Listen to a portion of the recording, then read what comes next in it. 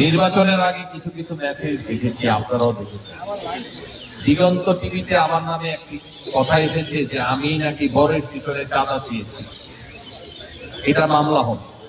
এবং দিগন্ত পত্রিকা এবং টিভিও দেখছিলাম, এটা মামলা হবে এবং যিনি এই নিউজ করেছেন তাকে প্রমাণ করতে হবে যে আমি চাঁদপুরে কোথায় কার কাছে চাঁদা চেয়েছি। আমাদের দলীয় ভাই ব্রাদাররা, আমাদের সাংবাদিক ভাই ব্রাদারদের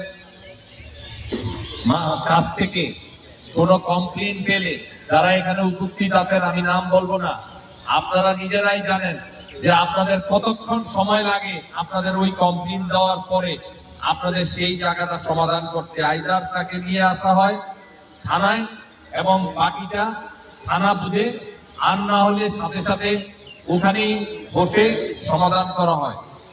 সবকিছু গায়ের জোরে আর মিথ্যা তথ্যের উপরে হয় না।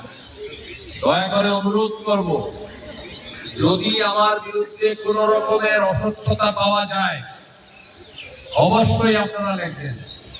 আজকে এখন আপনারা এখানে এসেছেন, আমার ওই হলরুমের মধ্যে চিনি আছে, আলু আছে, আপনারা ছবি তুলে নিয়ে লিখবেন যে সরকারের চাল এবং চিনি এখানে চালও আছে,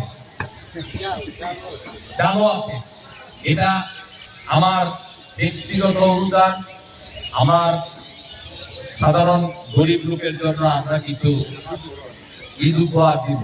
সেখানে আমাদের সকল শ্রেণীর লোকজন থাকবে, সাংবাদিকরা থাকবে, আমাদের বিভিন্ন জোটের লোকজন থাকবে। কিন্তু তার মানে এই না যে আমি এই মাল, সরকারের অনুদানের মাল আমার ঘরে এনে ঢুকাইছি।